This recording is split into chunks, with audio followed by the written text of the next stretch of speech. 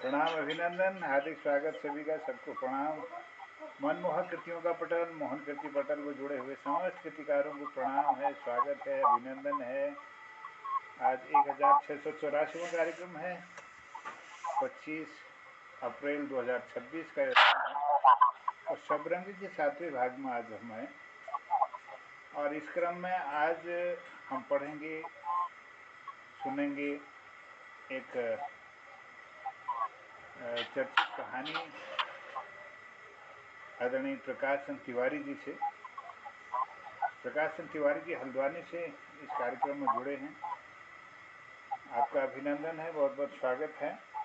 और हमारे साथ जुड़े हैं आदरणीय गोपाल सिंह बिष्ट जी, वरिष्ठ साहित्यकार है, यहाँ देहरादून से जुड़े हैं। बहुत बहुत प्रणाम, चरण वंदन, नमन आपको। और डॉक्टर BS कालाकोटी जी से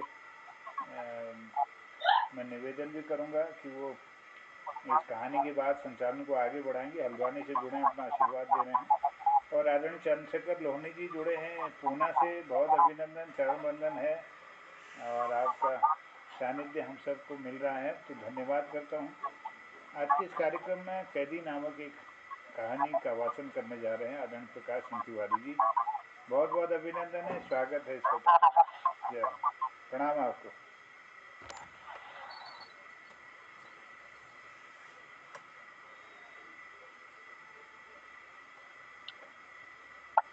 नमस्कार आदरणीय महोदय जोशी जी, आदरणीय डॉक्टर साहब, आदरणीय जितने लोग सुन रहे हैं सबको मैं स्वागत करता हूँ, अभिनंदन करता हूँ।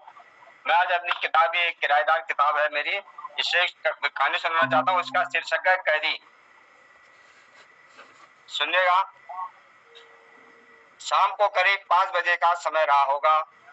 हल्द्वानी जिला नैनीताल के रोडवेज बस स्टेशन पर यात्रियों की काफी भीड़ थी। नैनीताल जसपुर की बस आकर रुकी तो यात्री बस में चढ़ने लगे। बस में खड़े होने तक की जगह नहीं थी। सुदामा भी इसी भीड़ में बस में चढ़ने लगा। उसे काशीपुर तक जाना था। परिचालक बोला, सभी इसी बस में कहाँ चढ़ रहे हो? काशीपुर के लिए प्राइवेट बस भी तो चलती है, कुछ लोग उस बस में भी आ सकते हो। मुझे इसी बस में जाना है, सुदामा बोला। क्या इस बस में शर्त लगा है? बस में खड़े होने तक की जगह नहीं है और तुम जिद कर रहे हो। अभी दूसरी बस आने वाली है, उसमें आ जाना। प्राइवेट बस भी तो काशीपुर को जाती है, परिचालक ने समझाते हुए कहा। मुझे इसी बस में जाना है, कहते हुए सुदामा भी बस में उस भीड़ में जबरदस्ती घुस गया। तुम बड़े जिद्दी आदमी हो, इस भीड़ को समझाना बड़ा मुश्किल है, कोई मानने को तैयार ही नहीं है। परिचालक क्या करे? कहते हुए परिचालक ने बस के चालक से बस को चलाने को कहा और बस आगे बढ़ने लगी। बस चलने के बाद जिन लोगों के टिकट नहीं बने थे, परिचालक ने टिकट बनवाने के लिए को कहा और जब सुदामा की बारी आई तो उसने अपना हाथ आगे कर दिया। उसकी मां में लिखा था कैदी नंबर 234 आज जेल से रिहा हुआ है। सब जेल हल्द्वानी जिला नैनीताल की गोल मोहर जिले के हस्ताक्षर और दिनांक भी लिखी हुई थी। परिचालक ने बिना पैसे लिए उसे भी टिकट दिया। और क्या कैदी को टिकट नहीं पड़ता है? सुदामा जहां बस में खड़ा था, बैठे सही यात्री ने पूछा। नहीं, मैं आज जेल से छूटा हूँ, मेरे पास पैसे नहीं है। सरकार की व्यवस्था है कि जब कोई मुलजिम जेल से छूटता है, अगर उसके पास पैसे न हो तो उसकी बांह पर जेलर लिख देता है, तब उस दिन वो सरकारी बसों में जहां उसे जाना हो मुफ्त में सवारी कर सकता है। तो जेल क्यों गए थे? बाबूजी बड़ी लंबी कहानी है, बता दो, सफर भी कट जाएगा। बाबूजी, मैं काशीपुर गांव में रहता हूँ। हमारे गांव में एक विक्रम नाम का व्यक्ति ही रहता है। उसने मुझे एक पुलिस वाले से मिलकर स्मैक के केस में फंसा दिया और मुझे जेल भिजवा दिया। आज 10 महीने बाद जमानत पर बड़ी मुश्किल से छूट कर आया हूँ। ऐसा क्यों? तो कोई तुम्हें जबरदस्ती क्यों फंसा देगा? बाबूजी, अभी तुम्हें नहीं पता, अपराध की दुनिया बहुत शातिर होती है। मुझे जब सबसे पहले जाकर उस विक्रम से बदला लेना है। और तुम्हारे गांव के व्यक्ति से तुम्हारी रंजिश हो सकती है, लेकिन पुलिस वाले से तुम्हारी क्या रंजिश हो सकती है? उसने तुम्हें क्यों फंसाया? हमारे ही गांव में विक्रम नाम का व्यक्ति आबकारी वालों से मिलकर कच्ची शराब का कारोबार करता है। उसने वीसीआर भी रख लिया था और गांव वालों को पिक्चर दिखाता था, और तभी मैंने भी वीसीआर खरीद लिया और मैं भी लोगों को पिक्चर दिखाने लगा। मेरे द्वारा वीसीआर चलाने पर विक्रम के कारोबार में कुछ कमी आ गई। तब से मुझसे रंजिश रखने लगा। जब मैं रात को वीसीआर चलाकर लोगों को पिक्चर दिखाता और कुछ धन कमाने लगा तो रात में गश्ती पुलिस वाले मेरे घर में बैठकर पिक्चर देखने लगते, जिस कारण मेरी ग्राहकी कम हो गई। एक बार मैंने दीवान जी से कहा कि आप रोज रोज मेरे घर पर मत आया करो, तो उन्हें मेरी बात चुभ गई। तभी उन्होंने और विक्रम ने साजिश कर मुझे फंसा दिया। दीवान जी का तो मैं क्या कर सकता हूँ, शायद आजकल उनका हमारी पुलिस चौकी से अन्यत्र स्थानांतरण हो गया है, लेकिन मैं विक्रम को नहीं छोड़ूंगा। रोडवेज की बस से रात को 9 बजे सुदामा काशीपुर बस स्टेशन पर उतरा। मार्च महीने का होली से पहले का माहौल था। गांव जाने के बाद कोई सवारी नहीं मिल रही थी। सुदामा ने कुछ आगे तक किसी से लिफ्ट मांग ली। उसके बाद करीब 2 किलोमीटर पैदल ही चलता रहा। उसने रास्ते में गन्ने के खेत से गन्ना तोड़ लिया और चलने लगा। गांव में सन्नाटा था, रास्ते में कुत्ते भौंक रहे थे, लेकिन सुदामा गन्ने के सहारे चलता रहा। रात करीब 11 बजे अपने घर पहुंच गया। घर पहुंचते ही बोला, इस विक्रम के बच्चे को सबक सिखाना है। पूरे घर में एक खामोशी थी। सुदामा के जेल जाने के बाद घर की स्थिति क्या हो जाती है। जिस दिन सुदामा जेल गया उसकी चौथी संतान पैदा हुई। 5 दिन हुए थे। सबसे बड़ी लड़की 19 वर्ष की थी। उसके बाद 2-2, 3-3 वर्ष के अंतराल में ये संतान बेटा हुआ था। सुदामा को घर से पुलिस वाले उठाकर ले गए। उसके बाद 2 दिन तक उसके बारे में कोई जानकारी नहीं मिली। तो सुदामा के बेटे राजू ने दलीप बाबूजी जिनके किचन गार्डन में सुदामा मजदूरी किया करता था, 1-2 बार राजू भी उनके साथ गया था, को सारी घटना बताई। तो बाबूजी ने राजू की ओर से एक टेलीग्राम वरिष्ठ पुलिस अधीक्षक को भेज दिया कि अमुक दिनांक को समय पर पुलिस वाले उसके पिता को घर से उठाकर ले गए हैं। तब से आज 3 दिन तक उसका कोई अता पता नहीं है। और तब एसएसपी महोदय द्वारा जांच कराई गई तो पुलिस थाने ने उसका सम्यक बरामदी में चालान किया और उसे न्यायालय द्वारा न्यायिक हिरासत में लेते हुए जेल भेज दिया गया। इस घटना की किसी को भी उम्मीद नहीं थी। 2-3 दिन तक तो खूब रोना धोना हुआ। पूरे परिवार को बहुत आर्थिक कठिनाई का सामना करना पड़ा। 14 वर्षीय बेटा राजू थाने मिलने चला गया। थाने में एक सिपाही ने उसे बताया कि इस समय सुदामा जेल में है। 14 दिन बाद जेल से रिमांड पर संबंधित न्यायालय में उपस्थित होगा, तब वहां उससे मिल लेना। जिस दिन जेल से न्यायालय में आएगा बता दिया। रिमांड वाले दिन जेल से सभी मुलजिमानों को लाकर न्यायालय के लॉकअप में डाल दिया गया था। 2 बजे दिन रिमांड का समय था। सभी मुलजिमों के साथ सुदामा को भी न्यायालय द्वारा पुनः 14 दिन के रिमांड पर जेल भेज दिया गया। इसी दौरान अवसर पाकर राजू अपने पिता से मिला। सुदामा ने उसे बताया कि मैं दलीप बाबू से जाकर मिल लेना और दवाई आदि के लिए कुछ पैसे मांग लाना। जेल से वापस आने के बाद मैं उनका हिसाब कर दूंगा। बाबू दलीप सिंह ने 1 बीघा जमीन लेकर कुछ भाग में आवास एवं अन्य शेष भूमि में किचन गार्डन बनाया था, जिसमें सुदामा उनके घर मजदूरी के लिए जाया करता था। सुदामा के जेल में रहने के दौरान कई बार राजू बाबूजी के घर गया, उनसे मदद मांगी तो उन्होंने दवा आदि खरीदने में उसकी मदद की। बाबूजी ने राजू को आत्मनिर्भर बनाना चाहते थे। तुमको मैं जो पैसे दे रहा हूँ तुम्हें वापस करने होंगे। मेरे पास तो कोई काम ही नहीं है। राजू कह रहा, मेरे पास तो कोई काम ही नहीं है, मैं कैसे वापस कर सकता हूँ। राजू ने कहा, क्या तुम काम करना चाहते हो? दिलीप सिंह जी ने कहा, हाँ, लेकिन मैं मजदूरी के अलावा अन्य कोई क्या काम कर सकता हूँ। अगर मैं मजदूरी करने जाऊँ तो मुझे मजदूरी कम मिलेगी और मुझे पढ़ाई छोड़नी पड़ेगी। अगर तुम काम करना चाहते हो तो मैंने कुछ सोचने के बाद तुम्हारे मतलब का काम खोजा है। क्या तुम यह काम करना चाहोगे? दिलीप सिंह जी ने कहा, हाँ करना चाहूंगा। तुम बाल काटने का काम करो। यह काम तुम सुबह शाम कर सकते हो और दिन में अपनी कॉलेज। बाबूजी, मुझे बाल काटना नहीं आता है। बाल काटना तुम्हें भी सिखा दूंगा।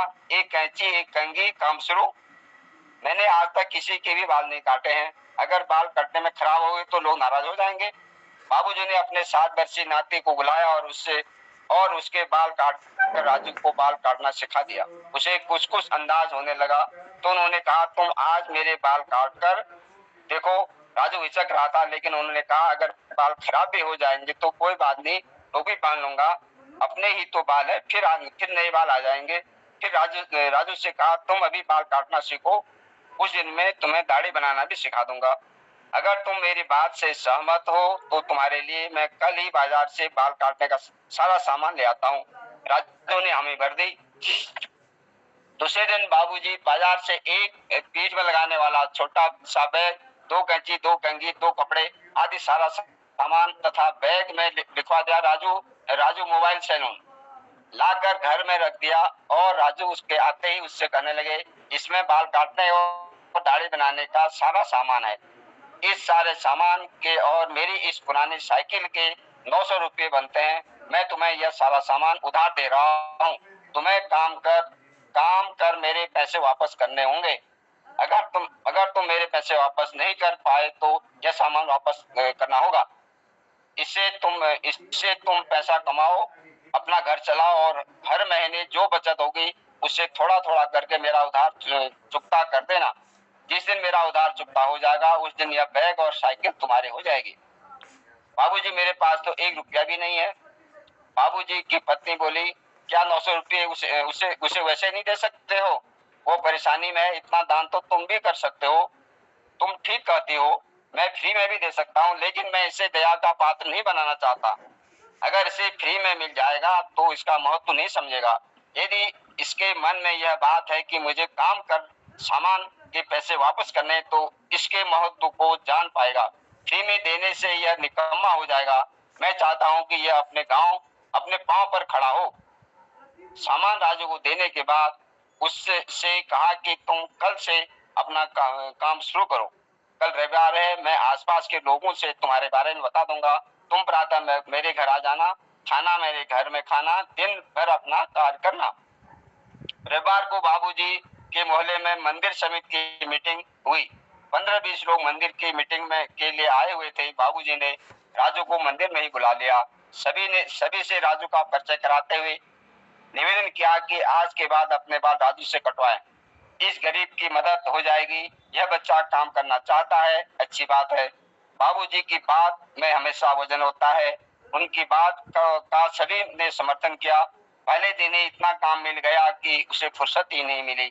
बाबूजी ने उसका काम की समय सारणी बना दी कि हर माह में पहले रविवार को हमारे कॉलोनी में आओगे, उस दिन खाना हमारे घर में खाना है और पूरे दिन इस कॉलोनी में काम करना है।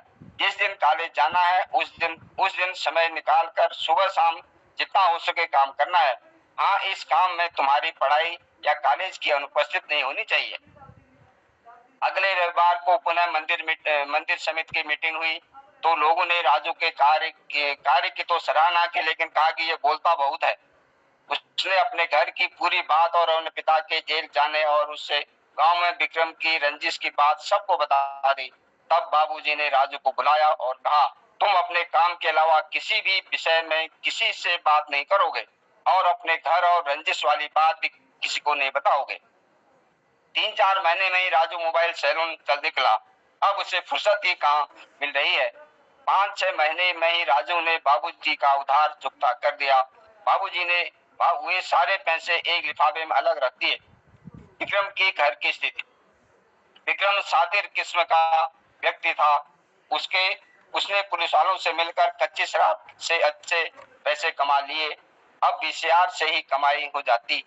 पुलिस से महीने में पैसे बांध लिए और उसे महीने में कुछ केस भी देने होते थे। इसलिए कभी कभी जो उसके घर में शराब खरीदता था उसी की मुखबिरी कर उसे पकड़वा देता, जिससे उसका काम अच्छा चल गया और पुलिस की कारगुजारी भी हो जाती।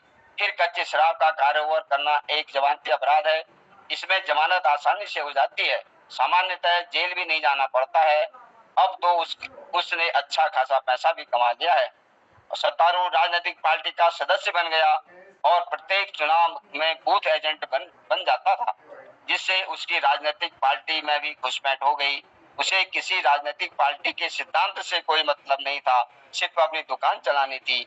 जहां राजू साइकिल से कॉलेज जाता तो राजू का दोस्त वीरेंद्र, जो विक्रम का बेटा है, अपनी कार से कॉलेज जाता था। वीरेंद्र खूब सैर सपाटे करता। राजू के बाल काटने पर उसका उपहास क्या करता था, अन्य दोस्तों के साथ उसे नाई नाई करके चिढ़ाया करता था। और सुदामा से बाबूजी की मुलाकात। जेल से घर आने के बाद सुदामा बाबूजी से मिलने गया और साथ में अपनी पत्नी को भी ले गया। अकेले जाने की हिम्मत नहीं हो रही थी। बाबूजी प्रणाम। प्रणाम, बाबूजी ने उत्तर दिया। क्या बात हो गई भाई? बाबूजी क्या बताऊं, विक्रम ने फंसा दिया है। बड़ी मुश्किल से जमानत हुई है। सबसे पहले मुझे विक्रम से बदला लेना है। राजू ने आपके बारे में बताया और आपके द्वारा उसे सही अक्ल दिए जाने का आपका धन्यवाद करता हूँ। धन्यवाद की आवश्यकता नहीं है, लेकिन बच्चों को संभालना इतना आसान नहीं है। थोड़ी देर रुक कर बाबूजी फिर बोले, विक्रम से कैसे बदला लोगे? मैं भी उसे फंसाने की कोई जुगत करता हूँ। क्या मेरी बात मान सकते हो? क्यों नहीं, आपने तो मेरे हमेशा मदद की है। आप जैसा अच्छा इंसान कहाँ मिल रहा है? मेरा मानना है कि तुम विक्रम से अपना बदला अवश्य लो, लेकिन अपने बच्चों को इसमें मत उलझाना, नहीं तो पूरे परिवार की सुख शांति छिन्न भिन्न हो जाएगी।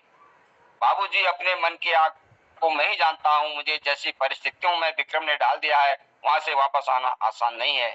एनडीपीएस समय बरामदी होती है का मुकदमा झेलना बहुत कठिन हो गया है। वकील साहब बता रहे हैं कि 10 वर्ष की सजा भी हो सकती है और 1 लाख रुपए का जुर्माना भी।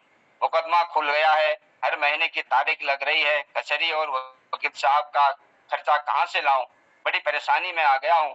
मेरे दिमाग में बदले का भूत सवार है।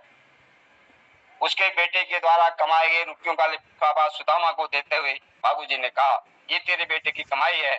मैंने उसे काम पर लगाया और उसे मेरा कहा मान लिया। मुझे खुशी है कि वो पढ़ाई में भी अव्वल चल रहा है। मैं पढ़ाई के बारे में भी उससे पूछताछ करता रहता हूँ। बाबूजी, मैंने सुना है कि विक्रम मेरे साथ लड़ाई झगड़ा कर मुझे फिर जेल भिजवाना चाहता है। यह मुझे मेरे गांव वालों ने बताया। अब जो होगा देखा जाएगा। मैं भी उसे सबक सिखा कर रहूंगा, चाहे मुझे फिर जेल ही क्यों न जाना पड़े। उसने मेरे साथ रंजिश की है, सुदामा ने कहा। मेरा मानना है कि तुम्हें आक्रामक न होकर रक्षात्मक होना होगा। यदि वह तुम पर वार करता है तो तुम्हें अपनी प्रतिरक्षा करनी चाहिए, लेकिन स्वयं जाकर उसे भिड़ोगे तो तुम फिर पछाड़ खा जाओगे। क्योंकि मैंने सुना है कि धनवान और धन बल और जन बल में वह तुमसे ज्यादा प्रभाव रखता है। अब तो उसने राजनीतिक पार्टी से भी अपना प्रभाव बना लिया है। हर चुनाव, चाहे ग्राम प्रधान का हो या एमपी एमएलए का, बहुत सक्रिय रहता है। बाबूजी, क्या बताऊं, अपने मन की आग को मैं ही जानता हूँ। भगवान पर भरोसा रखो। अगर तुमने गलत नहीं किया है तो तुम बच सकते हो। अब तो भगवान ही मालिक है। राजू और वीरेंद्र की मुलाकात। वीरेंद्र हमेशा ही राजू को जलील किया करता था। अन्य लड़कों में उसे नीचा दिखाने का प्रयास करता। राजू के कार्य से उसके सभी टीचर खुश थे, जहाँ तक कि सभी लोग जिस कॉलोनी में रहते थे, माह में किसी रविवार के दिन उसे बाल काटने के लिए बुला लिया करते थे। तुमने हमारे साथ धोखा किया, राजू ने वीरेंद्र से कहा। मैंने क्या धोखा किया, मुझे बताना, वीरेंद्र ने उत्तर दिया। जो डिब्बा तुमने हमारे घर में रख कर आए थे उसमें स्मैक थी, और उसी स्मैक में पकड़े जाने के कारण मेरे पापा ने कई महीनों तक जेल में रहे हैं। अभी भी न्यायालय में केस चल रहा है, हो सकता है कि सजा हो जाए। मुझे नहीं पता था इसमें क्या है। मुझे तो मेरे पापा ने कहा था और मैंने आपके कमरे में वो डिब्बा रख दिया। मैं अपने पापा से बात करूंगा। तुमने मेरी दोस्ती होने का कारण तुम्हारा हमारा घर में आना जाना था, और तुमने इस दोस्ती में विश्वासघात कर मेरे पापा को बहुत बुरा फंसा दिया है। मुझे वास्तव में पता नहीं था कि इसमें क्या है, और पापा ने तुम्हारे घर में क्या रखवाया। मुझे माफ कर दे मेरे दोस्त। अरे यार, माफी तो बात की बात है। पहले पापा इस झंझट से बाहर तो निकले। हमारा पूरा परिवार तबाह हो गया है। माँ कई बार बीमार हो गई है। वो भी बाबूजी का भला हो। जो भी कोई परेशानी आती है उनके घर से मदद मिल जाती है। बाबूजी के भरोसे पर ही घर की गाड़ी चल रही है। पापा के वीसीआर खरीदने पर कुछ पैसे दिखने लगे थे। समझ में नहीं आ रहा कि अब कैसे हमारा घर चलेगा। 3 साल बाद राजू ने इंटर कर लिया, अच्छे नंबर से पास हुआ, लेकिन वीरेंद्र फेल हो गया था। बाबूजी ने राजू को राय दी कि तुम पढ़ाई के साथ साथ अपने से छोटे क्लास के बच्चों को पढ़ाने का काम करो। राजू ने बाबूजी की बात मान ली। उधर सुदामा का मुकदमा निर्णय के स्तर पर पहुंच गया। सुदामा ने बाबूजी से आकर कहा, बाबूजी, वकील साहब कह रहे हैं कि मेरे मुकदमे में गवाही पूरी हो गई है, शायद 10 वर्ष की सजा हो सकती है। अगर मुझे 10 वर्ष की सजा हो जाए तो मेरा परिवार बर्बाद हो जाएगा। समझ में नहीं आ रहा है कि क्या किया जाए। क्या अदालत में कोई कागज तुम्हारे पास है? हाँ, दिखाना। कुछ गवाहों के बयान की नकलें बाबूजी को देते हुए बोला, बाबूजी, अब तो भगवान का ही भरोसा है। अगर तुमने गलत नहीं किया है तो कोई न कोई रास्ता भगवान तुम अवश्य निकाल देगा। कागजों को देखते हुए उन्होंने कहा। कुछ देर बाद, इन कागजों में तुम्हारे घर से 4 अप्रैल 2001 को स्मैक बरामद होना दिखाया है, जबकि तुम 4 तारीख को तो थाने में थे। मैंने 3 अप्रैल को एसपी साहब को जो टेलीग्राम भेजा है, उसमें मैंने साफ साफ देखा है कि 1 अप्रैल को पुलिस घर से मेरे पापा को उठा कर ले गए। उसके बाद मेरे पापा का कोई पता नहीं चल रहा है। वह रजिस्ट्री की रसीद और एसपी साहब को भेजा गया पत्र की प्रतिलिपि आज भी मेरे पास सुरक्षित है। हो सकता है कि इससे तुम्हें कोई मदद मिल जा सके, क्योंकि सत्य तो यही है। तुम इससे जाकर अपने वकील साहब को दिखाना। इस पत्र को जब सुदान ने वकील साहब को न्यायालय के समक्ष रखते हुए सफाई साक्ष्य में प्रस्तुत कर सिद्ध किया, तो इसके आधार पर सुदामा संदेह का लाभ पाकर दोषमुक्त हो गया। आज यद्यपि अब भी मजदूरी ही करता है। लड़के का कोचिंग इंस्टीट्यूट बहुत अच्छा चल रहा है। बेटी की शादी कर दी है। एक लड़का पुलिस में भर्ती हो गया है, लेकिन विक्रम और उसका लड़का पता नहीं किस केस में जेल में है। दोनों जेल में है। खैर, हमारी प्रथम पाठशाला है। बातें ज्यादातर बच्चे अपने घर से ही सीखते हैं। बच्चों पर सिर्फ धन खर्च कर देना पर्याप्त नहीं है। उन्हें आचरण की सभ्यता, अच्छे बुरे का ज्ञान कराना आवश्यक है। किशोर अवस्था बहुत ही महत्वपूर्ण होती है। आज आज न्यायालयों में कई ऐसे बात चल रहे हैं जिनका पोषण आपसी रंजिश और स्वार्थ की भावना कर रही है, जिसने हमें विवेक शून्य कर दिया है। जब तक स्वार्थ और रंजिश का साम्राज्य रहेगा, न्यायालय में मुकदमों का दबाव कम होने में संदेह बना रहेगा। इसका उपचार त्याग एवं परोपकार की भावना है, लेकिन यह उत्पन्न कैसे होगी? नमस्कार, धन्यवाद।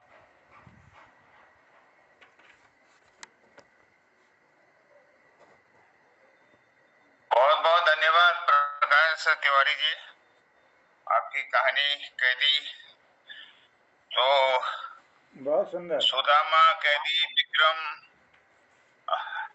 और हल्द्वानी से जसपुर तक की यात्रा, शराब, पुलिस, सांठगांठ, पैसा, उसके बाद राजनीति। तो लगता है यही माध्यम है राजनीति में जाने का। ज्यादातर लोग ऐसे ही लोग होते हैं, आज जाते तो अच्छा लगता। तो ये राजनीतिज्ञों का भी एक विवरण आपने बहुत ही स्पष्ट किया है। ये कहानी सभी राजनीतिक लोग पढ़े तो थोड़ा देश में सुधार हो। बहुत अच्छी कहानी आपने सुनाई, बहुत बहुत धन्यवाद। और आज हसमुख जी बहुत दिनों बाद हमारे पटल में है, उनका स्वागत है। उम्मीद करते हैं कि आपका स्वास्थ्य ठीक होगा। आदरणीय हसमुख जी, हम जोशी जी आगे बढ़िए। पहले से बेटर हूँ। बहुत बहुत धन्यवाद आपका। मन कर रहा था बैठने को, थोड़ी देर के लिए मैंने आया। बहुत बहुत स्वागत है। अच्छा लगा आज जुड़े।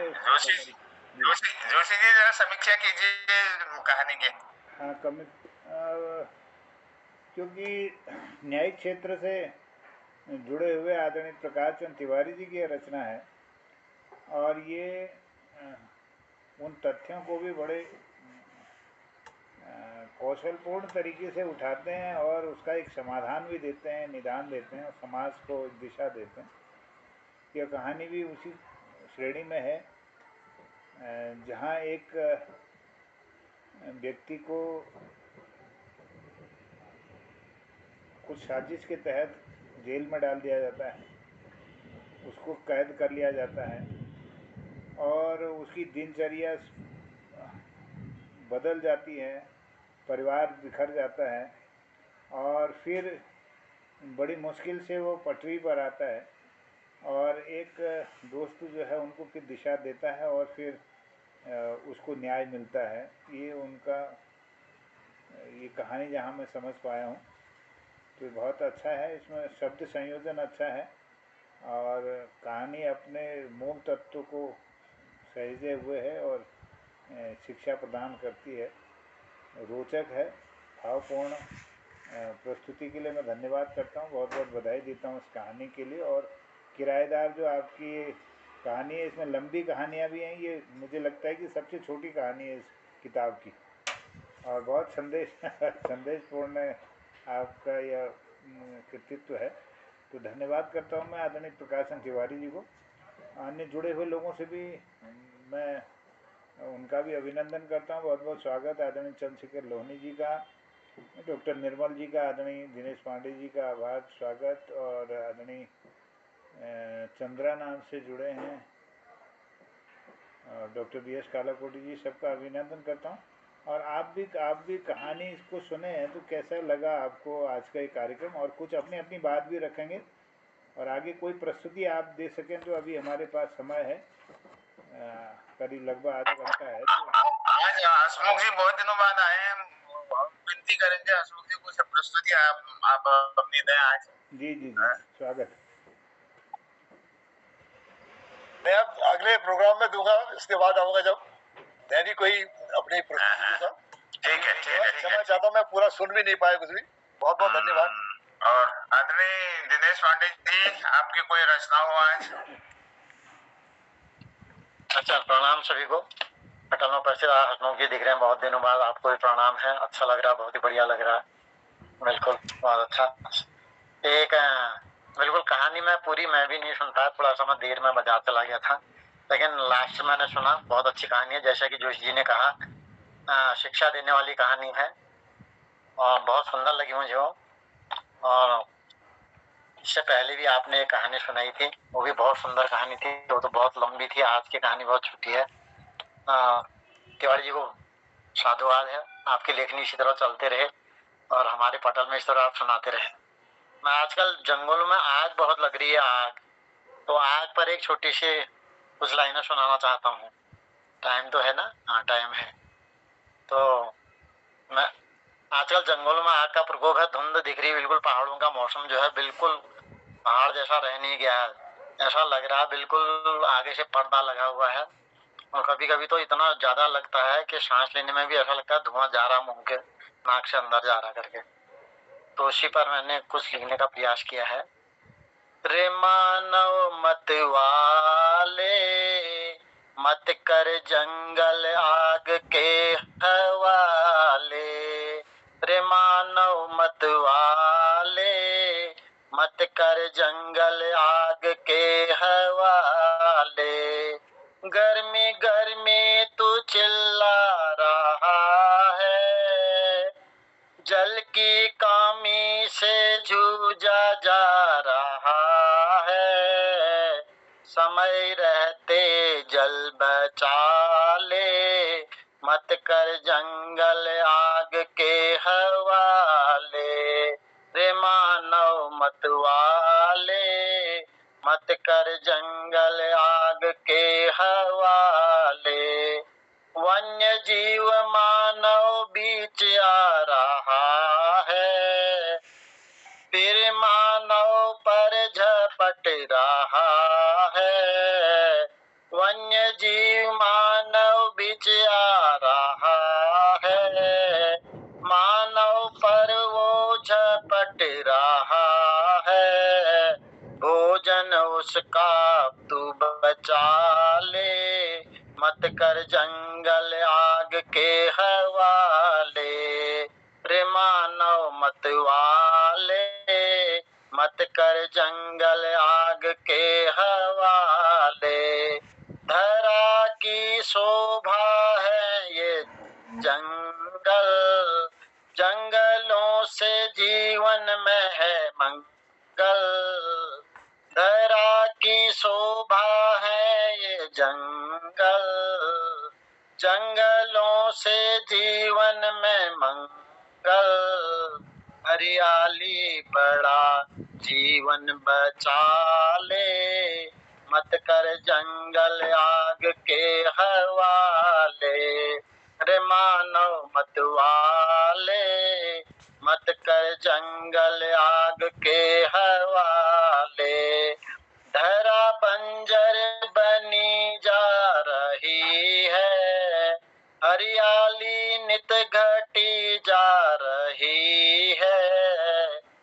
धरा बंजर बनी जा रही है, हरियाली नित घटी जा रही है।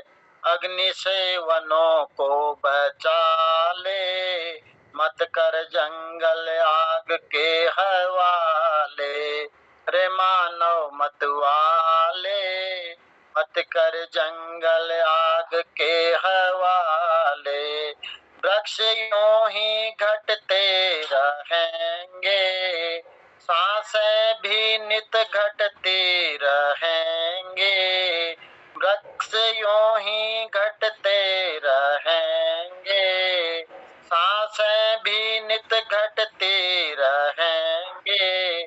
समय रहते जाग और जगा ले, मत कर जंगल आग के हवाले, रे मानव मत वाले मत कर जंगल आग के हवाले, मत कर जंगल आग के हवाले। धन्यवाद।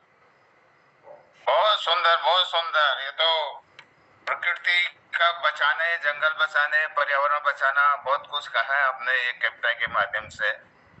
जंगल बचेंगे तो पानी बचेगा, जंगल बचेंगे तो चारा बचेगा। और आजकल जो जंगलों में आग लग रही है, इतने धुआं हो रहा है, लोगों के आंखों में इरिटेशन हो रहा है, पशु पक्षियों को तकलीफ हो रही है। और ग्राउंड में जितने छोटे पौधे होते हैं, नई नर्सरी सारी जल जाती है, अगली पौध कहाँ से आएगी। बहुत से पंछियां जो जमीन के अंदर अंडे देते हैं वो झुलस जाते हैं। तो एक बड़ी विकट मनुष्य द्वारा अपने हाथ से बनाई समस्या है। पहले से आपने देखा होगा जंगलों में बार फिट कर रेक से पिरूल खींचते थे, बॉर्डर बनाते थे, तो एक किनारे से दूसरे किनारे आग न जाए। लेकिन वो प्रथा भी हट गई है। पहले गांव वालों के लिए भी जंगल होते थे, गांव वालों का अधिकार था। अब ये सब वन पंचायत बनने की वजह से सरकार ने ले लिया है। अब उसमें न गांव वाले मदद करते हैं, न सरकार पहुंच पा रही है। ये एक विडंबना है। और देख रहा हूँ मैं, कल परसों हल्द्वानी से काला डोंगी बाजपुर जाने में जंगल के अंदर ग्राउंड फ्लोर में सब आग लगा दी है, लगाई है ताकि दूर तक दिखे। तो उससे क्या होता है, छोटे पौधे सब जल जाते हैं। अब जंगल भी रोड के किनारे हैं, अंदर की तरफ सब खाली है, क्रिकेट खेल रहे हैं बच्चे। ये जब से वन निगम बना है, उनका काम है ज्यादा से ज्यादा पेड़ काटना। अब किसको दोष दें हम? सब वही प्रकाश तिवारी जी की कैदी वाली हाल है। सांठगांठ, शराब, पुलिस से सांठगांठ, फिर उससे पैसा कमाना। वो अन्ना हजारे कहते हैं पैसे से सत्ता, सत्ता से पैसा। तो एक वो बोर्ड में एक कॉलम होना चाहिए नापसंदी, जो कोई पसंद नहीं है तो फेल हो जाए दोबारा इलेक्शन। कितने बार पैसा बांटेंगे? तो रामराज जी अभी हमारे देश में आना चाहिए। और बहुत परिस्थिति खराब है। आप देख ही रहे बंगाल में, आसाम में, त्रिपुरा की तरफ, नागालैंड की तरफ। अब हमारे यहाँ उत्तराखंड में नेपाल से, चाइना से क्या क्या हाल है आप सब देख रहे हैं। बहुत विकट परिस्थिति है। तो इस परिस्थितियों से बचने के लिए प्रशासन भी जागना चाहिए, जनता भी जागना चाहिए, ये हम कह सकते हैं। और तो समय बड़ा मुश्किल है। और अब इस कार्यक्रम को आगे बढ़ाते हुए हम कृपाल सिंह शीला जी को विनती करते हैं कि अपने कुछ रचना सुनाएं। आदरणीय कृपाल सिंह शीला जी। आदरणीय, मैं आज गया था वजूला। मैं आपको एक जानकारी देना चाह रहा था। वजूला गया था। वजूला हमारे यहाँ से 2-4 किलोमीटर है। तो वजूला जाते समय मुझे सड़क के किनारे इस तरह से ये वनकर्मी होंगे, ये पिरूल साफ करते हुए दिखे। फिर मैंने इनसे कहा कि भाई मैं आपकी सेल्फी ले लूँ क्या? तो ये 4 लोग थे, ऐसे साफ कर रहे थे। और सड़क में जो है बहुत पिरूल पड़ा हुआ था। पिरूल मतलब रपटने के डर, या भी दिखाऊँ मैं आपको इस तरह से, ये पिरूल पड़ा हुआ सड़क में, ये पिरूल का ढेर सड़क के किनारे बनाए जा रहे थे। तो मुझे अच्छा लगा, चलो कुछ तो कर रहे हैं। वन विभाग को जो है इस तरह से ये सफाई कर रहे थे। चलो बहुत बढ़िया, अच्छा नोट किया आपने ये। धन्यवाद आपको। धन्यवाद। और अजय प्रकाश जी क्या करते हैं? वो पिरूल से क्या करते हैं? पिरूल में वो रपटने का डर रहता है ना गाड़ियों के, तो सड़क, हाँ, गाड़ियाँ रपट जाती है ना ऐसे। अच्छा। हाँ, तो इसलिए वो सफाई पिरूल जरूर। पिरूल जो है चिकनाई होती है उसमें, एक तो गाड़ी फिसल जाती है, जो जानवरों के खुरों में जाता है तो जानवरों बेहू में गिर जाते हैं कभी कभी। और दूसरा ये पिरूल। होता है कि जैसे ये आग लगती है, जैसे सड़क के नीचे की तरफ आग हो, तो वो फिर एक सड़क जो है फायर लाइन का काम करती है। अगर साफ किया रहता है तो फिर ऊपर साइड में आग नहीं लगती। अगर पिरूल यहाँ सड़क में भी पड़ा हुआ है तो पूरा आग फिर वो पकड़ लेता है किसी भी ऊपर की तरफ भी, ये भी है। कायदे से तो हमने तो वन विभाग को बोला था पिरूल को इकट्ठा करके वहीं पर एक छोटी ब्रिकेट बनाने की मशीन बना दें, वो जाड़ों में कोयले के काम आ जाए, सेकने के काम आ जाए, और छोटी मोटी इंडस्ट्रीज को भी लकड़ियां नहीं मिली तो पिरूल के ब्रिकेट जो है ये कट्टे जैसे बना के बॉयलर में भी जलते हैं। और हो सके तो उससे उबाल कर तेल भी निकाला जाए। जो हम घरों में सफाई करते हैं, ये हमारे सफाई की जो चीजें आती है वो सब पिरूल के तेल से ही बनते हैं। और पिरूल का तेल चाइना से आता है, और जंगल यहाँ पर है। देखिए चाइना हर चीज का उपयोग करता है, हम इंपोर्ट करते हैं पाइन निडल ऑयल करके। फिर अपने घर की सफाई के लिए, फ्लोर क्लीनिंग के लिए जो चीजें बनती हैं ये सब फिनाइल में डालते हैं। ये इंसेक्टिसाइड भी है और खुशबू भी अच्छा देता है, तो इसका उपयोग हो सकता है। ये है। नहीं, पिरूल पे आधारित ये पावर जनरेशन प्लांट का एक कंपनी लगाती है जो गार्बेज से पावर बनाती है। तो उनका रिक्वायरमेंट ये था कि उनके पास कम से कम 30 दिन का स्टॉक होना चाहिए, और पर डे करीब उसमें 10 टन या ऐसा वो लगेगा। तो वो जगह सरकार उत्तराखंड में एक सज्जन इसमें लिए काम कर रहे हैं। एक दूसरे ग्रुप में मैं हूँ, तो उत्तराखंड ग्रुप में, उसमें वो उन्होंने बहुत चिट्ठियां भी लिखी हैं, और पावर प्लांट वाले से मेरी बात भी हुई थी। तो उन्होंने कहा था हमको जमीन मिल जाए और पिरूल मिल जाए तो हम वो पावर प्लांट शुरू कर सकते हैं, लेकिन उनको फीडिंग चाहिए प्रॉपर, अब चाहिए और फीड चाहिए उनको। ये काम हो रहा है रानीखेत से रामनगर वाली रोड में सोनी पड़ता है, जो सोनी, वहाँ पर एक मशीन रखी है जंगलात वालों ने, और गांव वाले पिरूल लाके उसको काट के छोटा बनाया जा रहा है, फिर उसको ब्रिकेट बनाने की कोशिश कर रहे हैं। लेकिन इसमें एक थोड़ा ये हो गया कि 10 रुपए किलो पिरूल गांव वालों से खरीद रहे हैं। वो 10 रुपए जो है महंगा हो गया, थोड़ा 3-4 रुपए करना चाहिए था, क्योंकि लकड़ी जो है 4 रुपए से 6 रुपए किलो मिल जाती है, तो गट्टे पड़ रहे हैं 13-14 रुपए किलो। वो इंडस्ट्री वाले भी इकोनॉमिक से देख रहे हैं अपना, और ये सारी अल्टीमेटली जो है ये प्राइस धंधे से भी जुड़े हुए हैं।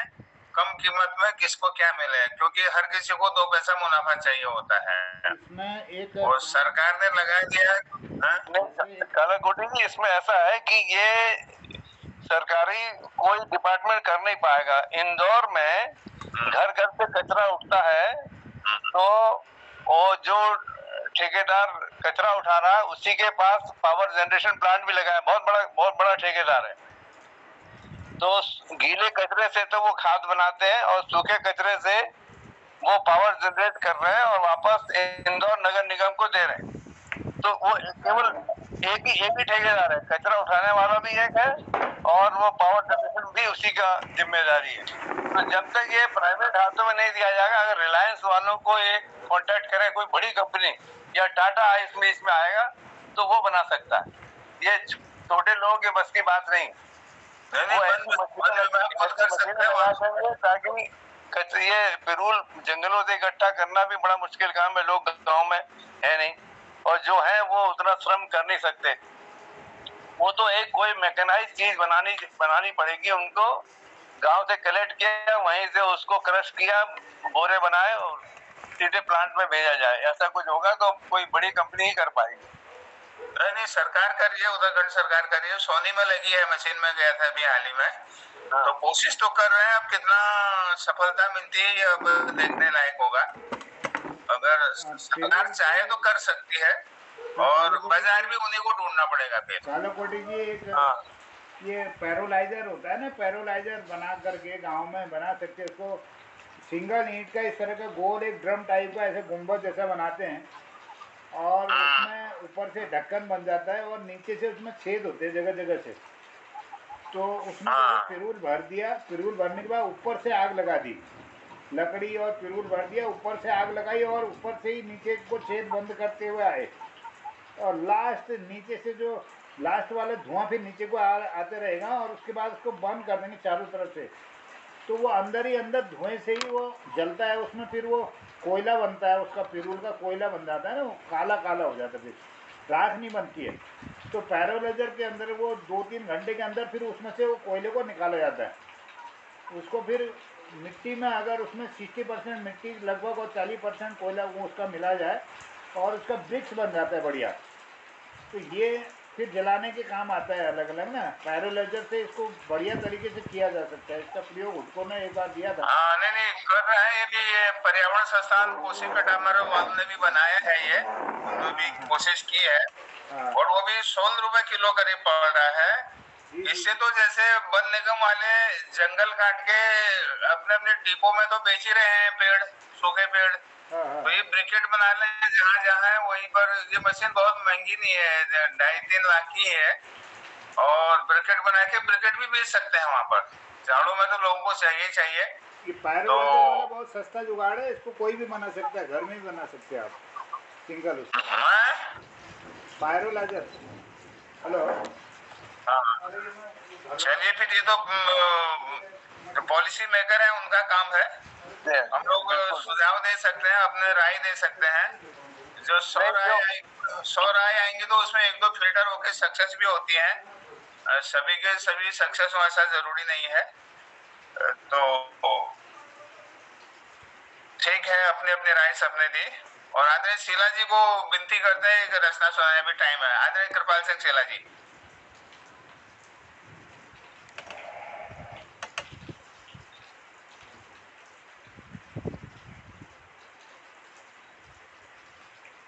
शीला जी, ममता। हाँ, ममता वाले हैं शीला जी। अच्छा, तो चलिए, अब शीला जी नहीं सुन रहे हैं, वो कहीं बिजी हो गए हैं। आदरणीय डॉक्टर निर्मल पंत जी से हम करेंगे कोई आप मधुर, कानों को अच्छा लगे ऐसी चीज सुनाए सबरंग कार्यक्रम में। धन्यवाद डॉक्टर साहब।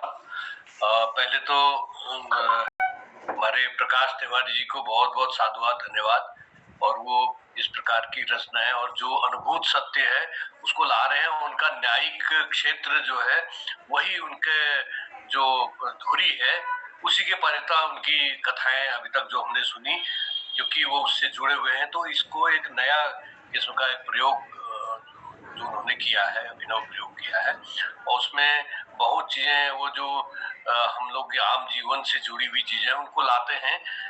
और इसमें भी उन्होंने जो दिखाया, और एक चीज बड़ी अच्छी इसमें बात आई कि प्रतिशोध को शांत करने का एक, और यहाँ पर एक चीज और वो की तो बात जो है, जो सलाह जो है उपदेशात्मक नहीं है, उसके बजाय वो उसमें उसके प्रति जो जैसे उसके जो आदमी है जो जेल में गया है उसके बेटे को एक नई राह देने का प्रयास किया, जिससे उसका जीवन संवर गया बाद में, और उसका कोचिंग ये सब अच्छा चला है।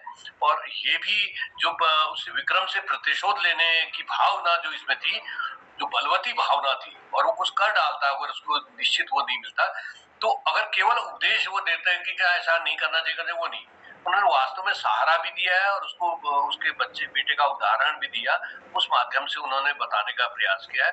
ये बहुत अच्छा है। और एक इसमें थोड़ा सा मैं सलाह देना, सुझाव देना चाहूंगा अपने अल्प बुद्धि से, कि ये उसके बाद जो कहानी जहां समाप्त हो जाती है उसके बाद उसकी विवेचना उसमें न आए तो उससे वो निबंधात्मक हो, उसे निबंध किस्म श्रेणी की आ जाता है, तो वो वहां पर समाप्त हो जाती है। जहां पर जैसे चुटकुला होता है, चुटकुले बाद का फिर क्या हुआ ये कोई पूछे तो वो फिर चुटकुला नहीं रहता, वैसी वो बात वहां पर समाप्त हो जाए तो वो ग्राह्य और स्वतः उसको विचारणीय है, वहां पर छोड़ दिया जाए उसको। तो बस इतना है, बाकी बहुत बढ़िया आपने किया। और अब आगे आने वाले समय आपकी और कहानियां हम सुनेंगे और ऐसे ही आप वो करते रहे। बड़ा लगातार मैं सुनता रहा, मैंने हालांकि वो बंद किया था अपना, यहाँ पर अपना लेसन चलने का काम कर रहा था, लेकिन बहुत तल्लीनता से था, मजा आगे लग नहीं रहा था कि मैं वो काम कर रहा हूँ, उसी में डूबा हुआ। बहुत बढ़िया। तो ये भी एक बार वैसे ओरिजिनल ये सत्य घटना सत्य है ये, मैंने पात्र का नाम बदले, सत्य घटना है। हाँ हाँ, वही चीज आपने जो लाए है ना, मैंने पात्र बदले हैं और घटना करीब 95% सत्य घटना है। वो मौलिकता से उसमें जीवंतता भी आई है और ये घटना सत्य है बिल्कुल।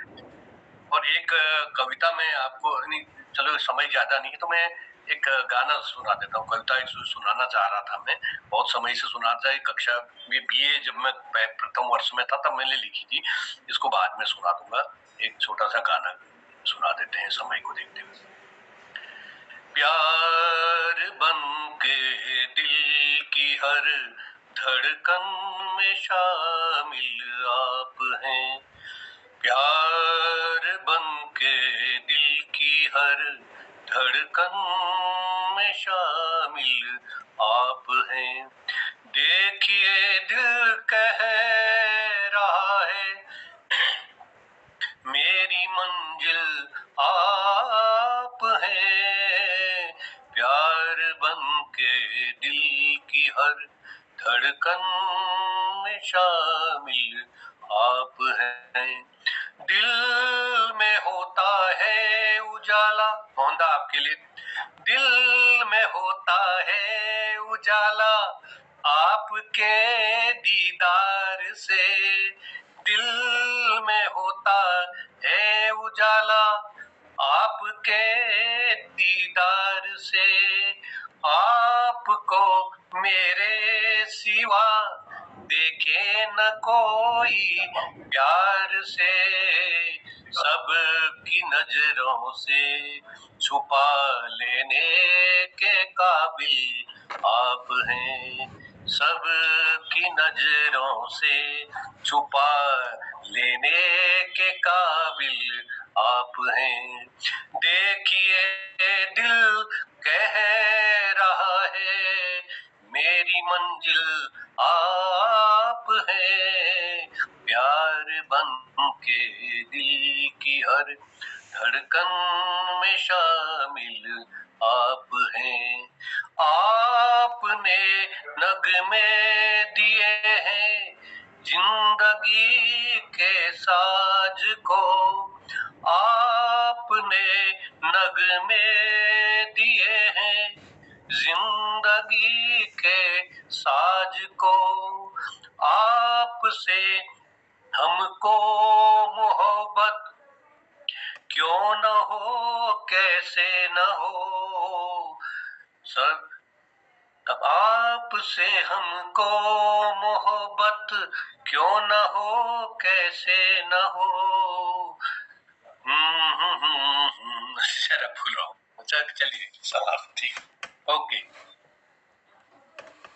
धन्यवाद पंजी। ये गाना अनुराधा पौडवाल ने गाया था, फिल्म कौन सी थी ये तो मालूम नहीं है मेरे को, पर अनुराधा पौडवाल को कभी कभी सुनिए तो बहुत अच्छा लगता है, बड़े मधुर संगीत में गाते हैं वो, बहुत ही अच्छा लगता है। बहुत बहुत धन्यवाद आपने। ये गजल है या फिल्म है तो नहीं मालूम है मुझे, गजल है। हाँ, तो बहुत सुंदर आपने रचना सुनाई, बहुत अच्छा, बहुत ही मधुर है। जब आप कभी अनुराधा पौडवाल को सुनिए, आप यूट्यूब में होगा कहीं, तो बहुत अच्छा लगता है। और बहुत बहुत धन्यवाद। और समय भी हो चुका है और इस पटल पर थोड़ी समीक्षा हसमुख जी कर देंगे तो थोड़ा चार चांद लग जाएंगे हसमुख जी। धन्यवाद लखड़ू जी। मुझे पता नहीं था ये सबरंग प्रोग्राम है, तो मैं इसलिए मैंने मना कर दिया। मैं आपका गीत सुनाना चाहता हूँ। सबरंग का प्रोग्राम भी निर्मल जी ने मेरी आंखें खोल दी। तो मैं एक मोहम्मद रफी जी का गीत आपके सामने प्रस्तुत करता हूँ। बहुत बहुत स्वागत। देखिए कहाँ तक मैं कोशिश कर रहा हूँ। आपकी आवाज मेरा थैंक यू थैंक यू। छू लेने दो नाजुक होठों को, छू लेने दो नाजुक होठों को, कुछ और नहीं है जाम है ये, छू लेने दो नाजुक होठों को। कुदरत ने जो हमको बख्शा है वो सबसे हंसी इनाम है ये, छू लेने दो नाजुक होठों को। शर्मा के नयो ही खो देना रंगीन जवानी की घड़ियां, शर्मा के नयो ही खो देना रंगीन जवानी की घड़ियां, बेताब धड़कते सीनों का, बेताब धड़कते सीनों का, फरमान भरा पैगाम है ये, छू लेने दो नाजुक होठों को। अच्छों को बुरा साबित करना दुनिया की पुरानी आदत है, अच्छों को बुरा साबित करना दुनिया की पुरानी आदत है, इसमें को मुबारक चीज समझ, इसमें को मुबारक चीज समझ, माना की बहुत बदनाम है ये, छू लेने दो नाजुक होठों को, कुछ और नहीं है जाम है ये, कुदरत ने जो हमको बख्शा है वो सबसे हंसी इनाम है ये, छू लेने दो नाजुक होठों को। बहुत बहुत धन्यवाद साहब। पटल पे आपका अनाज किसी नाम से कुछ कम नहीं। बहुत सुंदर बहुत सुंदर। ये काजल फिल्म ये दक्षिण एशिया की सबसे बढ़िया फिल्म मानी जाती थी एक जमाने में, और राजकुमार जी जो राजस्थान वो इसमें और मीना कुमारी थी शायद, तो बहुत अच्छी फिल्म थी, बहुत कालजयी गाना था। अपने अभी भी वही डिमांड है गाने की, और गाने वाले कम रह गए हम इनको, और बहुत अच्छा गाना। बहुत बहुत धन्यवाद हसमुख जी, आपने बहुत सुंदर गाना सुनाया। और अब समय भी होने को है, आदरणीय मोहन जोशी जी को मैं पटल सौंपता हूँ इसका उद्यापन करने के लिए। बहुत धन्यवाद। और हसमुख जी के इस मधुर स्वर के साथ हमने आज के इस अंत कार्यक्रम में बहुत बढ़िया सबरंग का आज ये 7वां भाग भी था, और आपका आशीर्वाद मिला, बहुत अच्छा लगा। इस बीच के कार्यक्रमों में आपकी चुटकुलों की कमी ज़रूर रही, और आप स्वस्थ हैं ये देख करके बहुत खुशी हो रही है। और मैं धन्यवाद करता हूँ आज के कार्यक्रम में प्रकाश जी का, उनके सुंदर कहानी को हमने आज सुना, कैदी। और ये सुदामा नाम का जो पात्र है, ये जो स्वावलंबी भी है और स्वाभिमानी है, कर्मठ है, लेकिन किसी के चाल में फंस जाता है और उसको बेवजह ही कैद होना पड़ता है। तो समाज में इस प्रकार के कई जगह ऐसी घटनाएं होती हैं, इसकी पुनरावृत्ति होती है, और स्वार्थपरता के चलते और भ्रष्ट आचरण के चलते कई मासूम लोग जो है वो इसका शिकार हो जाते हैं, जिनके पूरे जीवन में प्रभाव पड़ता है, उनके परिवार में प्रभाव पड़ता है, उनके विकास में प्रभाव पड़ता है, उन्हीं के नहीं पूरे देश के विकास में उसका प्रभाव पड़ता है। तो ये कहानी बहुत अच्छी थी, और उनका जो सृजन इस प्रकार से चलता रहे, और भी कहानियों का सृजन वो करते रहें। मैं धन्यवाद करता हूँ आदरणीय प्रकाश चंद्र तिवारी जी का, डॉक्टर बी एस कालेकुटी के सुंदर संचालन के लिए और उपस्थित देने के लिए आदरणीय दिनेश पांडे जी का, आदरणीय हसमुख जी का, आदरणीय चंद्रशेखर लोहनी जी का, डॉक्टर निर्मल जी का और हमारे कृपाल शीला जी का और हमारे इस पटल पर जुड़े हुए ललित तिवारी जी का सबका धन्यवाद करता हूँ। और भी जितने लोग जुड़े थे, गोपाल सिंह जी का भी बहुत आभार धन्यवाद करता हूँ पटल पर।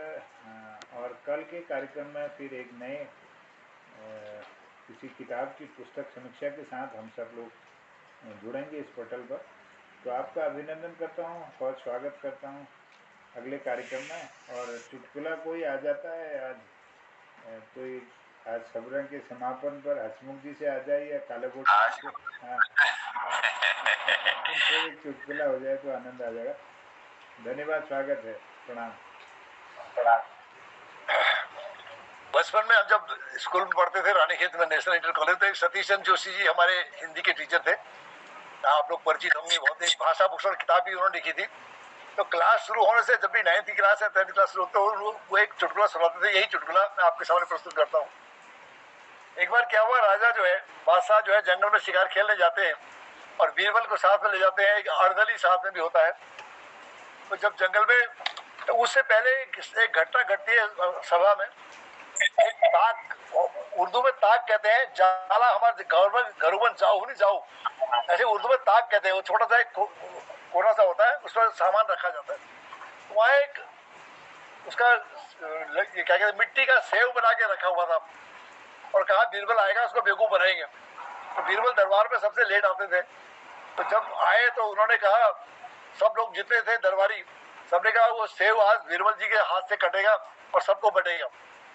तो बीरबल जी को एक चाकू दिया और वो सेव दिया, तो वो अंदाज नहीं लगा पाए मिट्टी का, तो उन्होंने चाकू उसमें डाला तो वो मिट्टी का था, कटा नहीं। तो सारे सबने खिल्लियां उड़ाई, उन्हें हाथ से उड़ाई, ये पहचान नहीं पाए करके। तो बीरबल तो बहुत चालाक थे, राजा के साथ जंगल में शिकार खेलने गए। शिकार खेलने जब गए तो सब रोज दरबार पे आते थे, लोग चिढ़ाते थे, बीरबल जी ताक में का सेव, तो सब हंसते थे, उनकी बड़ी बेइज्जती सी होती थी। एक बार राजा जंगल गया, जंगल में उनको बीरबल जी को ले गया साथ में। तो दोनों जब जंगल में गए तो रास्ते में उनको पकाने की आवश्यकता पड़ी, राजा को रोटी आ गई। तो साहब वो कहने लगे बीरबल से, तुम इधर को चले जाओ, मैं जरा इस काम करके आता हूँ। तो बीरबल बहुत चालाक थे, वो अपनी ड्रेस चेंज करके जहाँ वो पॉटी कर रहे थे वहीं पहुंच गए चुपचाप। जब उन्होंने कर लिया था बादशाह ने, तो जय उन्होंने कहा, ऐसे हाथ हिला करके कहा, मैं पाखाने का देव हूँ, उठाओ इसको यहाँ पर, क्यों किया तुमने। तो राजा ने उसको उठा करके कहीं दूर जाके फेंकने के लिए कहा। तब तक बीरबल वहां से गायब हो गए। और नेक्स्ट डे जब हुआ, फिर वही दरबार में गए, तो बीरबल ने, राजा ने खुद कहा, बीरबल आग में का सेव। तो बीरबल कहता है, हाँ हजूर पाखाने का देव।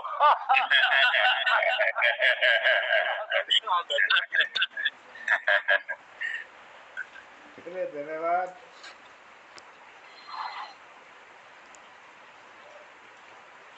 चलिए, शुभ रात्रि। धन्यवाद। शुभ रात्रि, सबका मंगल, नमस्कार। जय हो। तो सबको प्रणाम, शिवरात्रि, जय हिंद, जय उत्तराखंड, सबको प्रणाम। कल फिर मुलाकात होती है अगले कार्यक्रम में। बहुत आभार, शिवरात्रि।